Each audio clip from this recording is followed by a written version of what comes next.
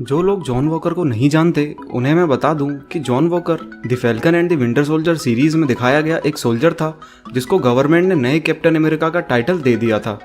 इस सीरीज के final episode में हमें उम्मीद थी कि वहाँ स्टीव रॉजर्स का कैमियो होगा और फिर उसकी और जॉन वॉकर की फाइट हमें देखने को मिलेगी, पर ऐसा कुछ हुआ नहीं और उस सीरीज में हमें स्टीव रॉजर्स का कैमियो नहीं दिखाया गया।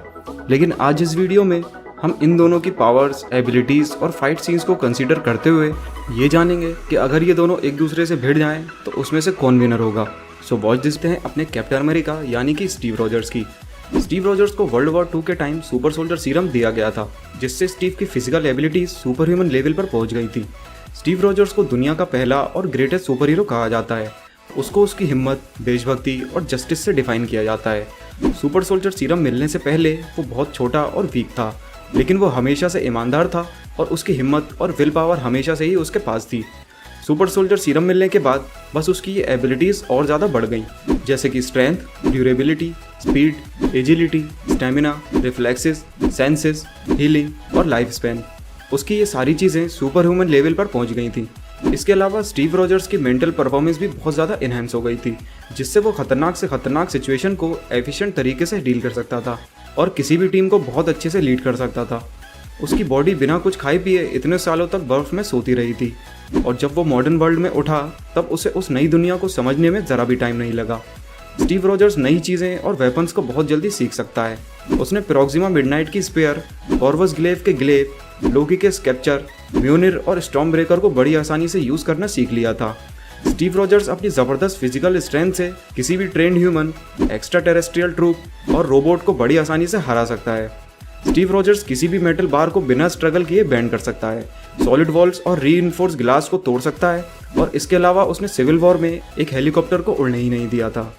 इन सब के अलावा Steve Rogers hand to hand combat में मास्टर है। वो ब्लैक पैंथर और विंटर सोल्जर जैसे कैरेक्टर्स की स्किल्स को मैच करता है। उसने बड़ी आसानी से आर्मर पहने हुए क्रॉसबोन्स और स्पाइडरमैन को हराया है और इसके अलावा आयरन मैन के एआई फ्राइडे ने भी टोनी स्टार्क को ये वार्निंग दी थी कि स्टीव रॉजर्स को हैंड टू हैंड कॉम्बैट में नहीं हरा सकते। स्टीव रॉजर्स का मेन वेपन है उसकी वाइब्रेनियम शील्ड, जिसको यूज़ करने का उसे इतना एक्सपीरियंस है कि जिससे वो बड़े से बड़े विलन को टक्कर दे चुका है। इसके अलावा भी स्टीव रॉजर्स के पास बहुत सी एबिलिटीज़ हैं जिनको मैं सिर्फ एक वीडियो में डिस्कस नहीं कर सकता। तो अब बात कर लेते हैं जॉन वॉकर की। जॉन वॉकर यूएस आर्मी में एक कैप्टन था जो अपने काम में बहुत ज़्यादा माहिर था, जिसके लिए उसे बहुत सारे मेडल ऑफ ऑनर मिले हुए थे। उसकी यही स्किल्स और रिकॉर्ड्स देखकर गवर्नमेंट ने उसे कैप्टन अमेरिका की शील्ड देकर नया कैप्टन अमेरिका बना दिया था। यहाँ तक जॉन वॉकर के पास कोई सुपर पावर्स नहीं थी, लेकिन डोरा मिलाजे और फ्लैग स्मैशर्स से बुरी तरह पिटने के बाद उसे एहसास हुआ कि वो स्टीव रॉजर्स की तरह पावरफुल नहीं है। इसीलिए उसने फ्लैग स्मैशर्स से चुराया हुआ सुपर सोल्जर सीरम इंजेक्ट कर लिया, जिससे उसके पास भी सुपर ह्यूमन एबिलिटीज़ आ गईं। यहाँ ध्यान देने वाली बात यह थी कि इसने जो सीरम इंजेक्ट किया था वो सीरम स्टीव रॉजर्स वाले सीरम से अलग था। स्टीव रॉजर्स वाले सीरम को अब्राहम एर्स्किन ने वर्ल्ड वॉर 2 के दौरान बनाया था, जिसको इंजेक्ट करने के लिए बहुत सारी मशीन्स और रेडिएशन की ज़रूरत पड़ती थी। लेकिन जॉन वॉकर ने जो सीरम यूज़ किया था उसे डॉक्टर नेगल ने बनाया था और उस डॉक्टर ने बताया कि ये सीरम उसने वर्ल्ड वॉर 2 के सुपर सोल्जर के ब्लड का यूज़ करके बनाया है और उसका ये सीरम ओरिजिनल सीरम का रिफाइंड और इम्प्रूव्ड वर्जन है।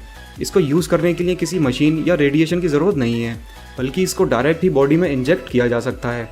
कार्ली मॉर्गन और बाकी फ्लैग स्मैशर्स जिन्होंने इस सीरम को यूज़ किया था उनका स्टीव रॉजर्स की तरह कोई फिजिकल ट्रांसफॉर्मेशन नहीं हुआ, लेकिन उन्हें उसी बॉडी में सुपर सोल्जर वाली एबिलिटीज़ मिल गईं। ये सीरम मिलने के बाद जॉन वॉकर की एबिलिटीज़ बहुत ज़्यादा बढ़ गई थी।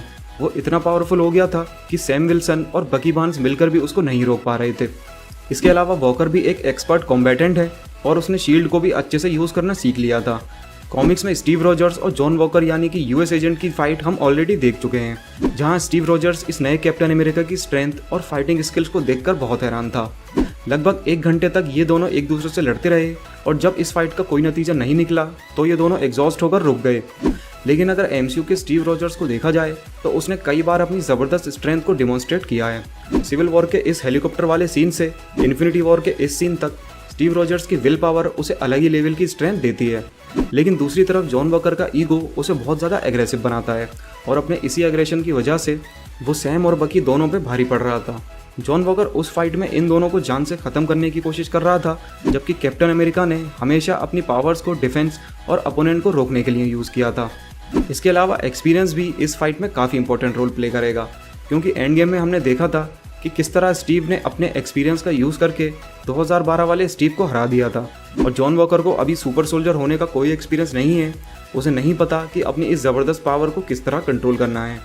तो गाइज मैंने इन दोनों की पावर्स और एबिलिटीज़ को आपके सामने कंपेयर कर दिया।